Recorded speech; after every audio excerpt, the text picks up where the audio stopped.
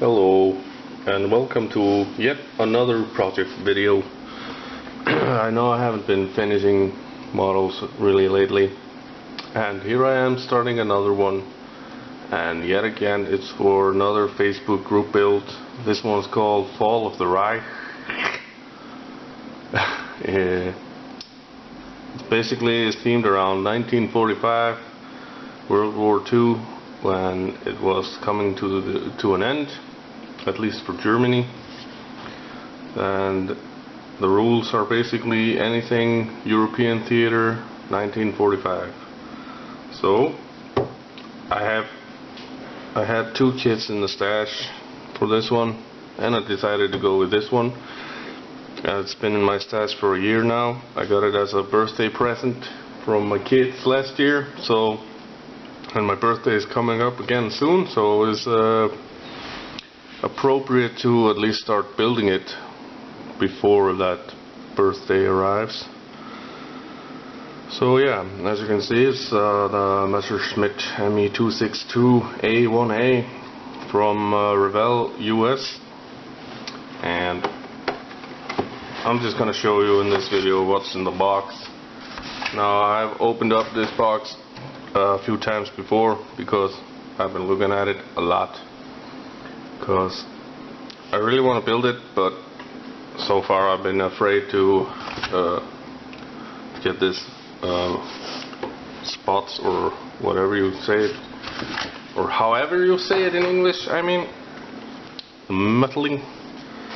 But now I got the decent airbrush, so maybe I can make it happen. So, like I said, I've been opening this box up a lot. So all the bags are open, but this is how you get it. You get one big bag with the main sprues in it, with the fuselage and wings. You get another smaller bag with some figures, so you can make a little diorama scene. And you got the underwing rocket pod system thingamajiggy. I don't think I'm going to be putting this one on because I don't like the look of it. You got the rear horizontal stabilizers. You got the pylons to mount the bombs. You got the internal machine guns. This is where you mount the internal machine guns. This is a cover for the machine guns. And this is something that probably goes on the inside of the fuselage. So that's the first sprue out of the way. And I probably shouldn't have the box on the table when I do it. So the only bag I haven't opened yet is the clear parts, but I was going to open it right now, but I seem to have misplaced my knife. Of course, because I prepare really well for these videos, or not at all even. That's my Facebook. So yeah, here's the clear part sprue with the canopy. It's a really nice looking canopy, really clear. We have got a slight warping in, as you can see through here, but it is a crazy curve, so I'm not really surprised by it. And then you've got a long clear rod here, which I think is supposed to prevent you're supposed to put this one in if you got a tail sitter. But I will be putting weights into mine, since I'm not going to be displaying it with the gun compartment open. But yeah, so in the big bag we have the two main sprues, like I said before. I'll throw that away, and let's take a look at this one. So it's actually a fairly good looking model, but it does have all the panel lines raised and all the rivet detail is raised. And yeah, as you can see, we have all the landing gears. You got the brake lines molded on, so that's a pretty neat detail to include there. You get some bombs to put on it, because this one was supposed to be, I think, a fighter, but Hitler really wanted it to be a bomber, and that's the main reason why this didn't fly sooner than 1945 or 44 because they couldn't decide if this was supposed to be a fighter jet or a bomber jet. It may have cost them the air superiority or not. It's just a thought I've been having, or theory. So yeah, here we got the instrument panel. Is really well detailed. You can see, you can't see it on the video, but to the naked eye you can actually see the dials and needles and the instruments. And you got some molded in seat belts, and again some details and stuff. Not a lot of detail on the inside of the fuselage, just some what do you call it, the supports, wall supports and stuff. And a neat thing is they also mold in the where the part allows for it, where it's big enough and it's not going to be visible when it's put together. They actually put the part number on each part, so if you cut it all off the screw, you can always know which part it is. And yeah, it's like, yeah, there's plenty of flash on it, but it is an old kit, as I am about to tell you with this screw right here, because on the inside of this wing it says copyright 1978. So yeah, it's an old kit, but I don't think it's too shabby for it. And here we got one engine, because you can have one engine exposed or even removed entirely. You can cut open the hatches on the cells to make the engine visible if you like, but I won't be doing that because I don't think I can make it look cool. And here's apart from of course the raised details, which I don't really like, here's my second complaint about this kit. This is the underside of the plane, and right here we got Revell Incorporated, 1978, China. It is actually molded to the outside, so you have some extra work to sand this off. And since I'm not that good with raised detail, so I have to be very careful not to sand off the surrounding rivets and detail that's right here. But I'll make it happen. I have to. So yeah, you got the wings and the cells, we got the wheels, we got the front of the engine, or the intake part, and we got these rocket looking things which go in the back of the engine. Yeah, there isn't really much to this plane, but it is quite detailed nonetheless.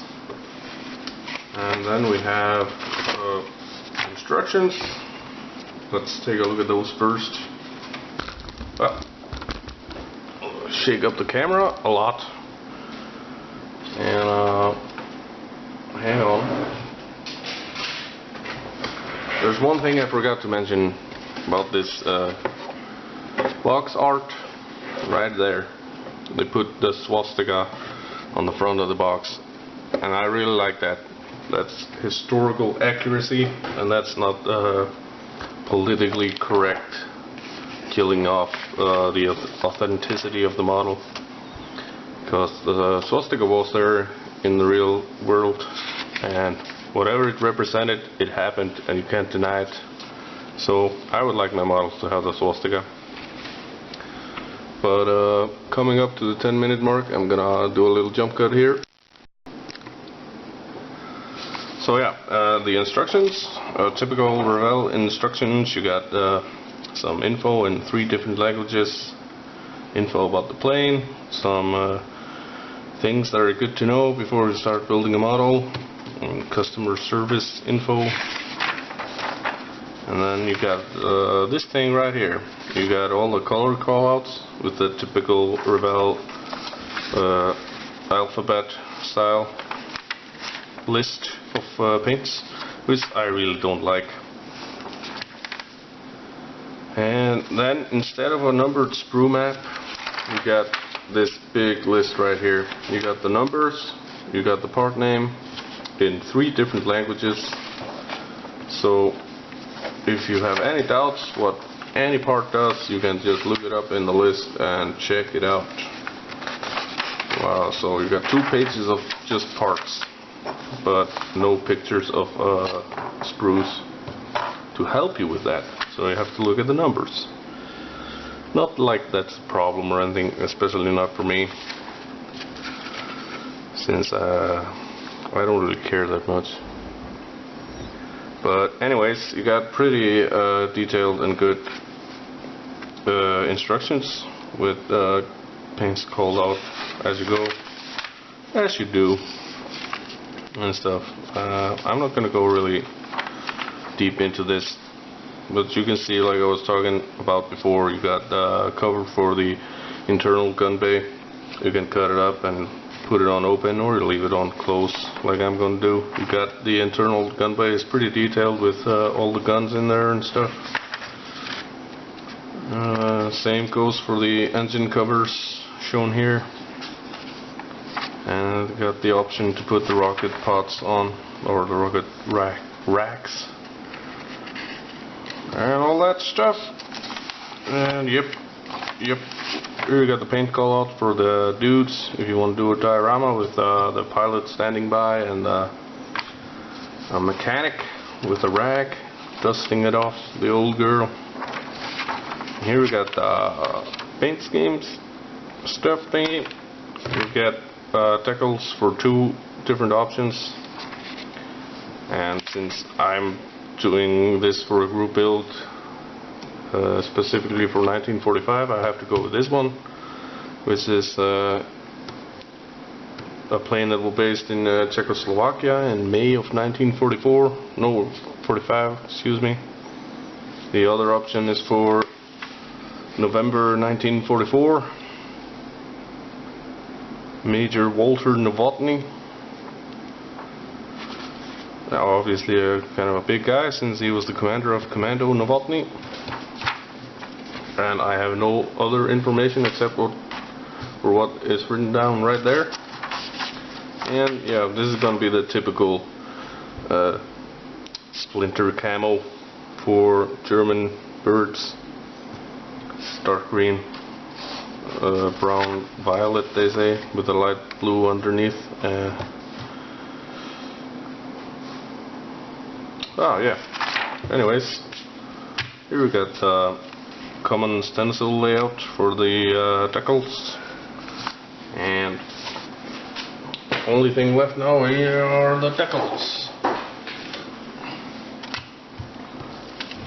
And bam! Look like pretty nice Decals. They're not really that thick.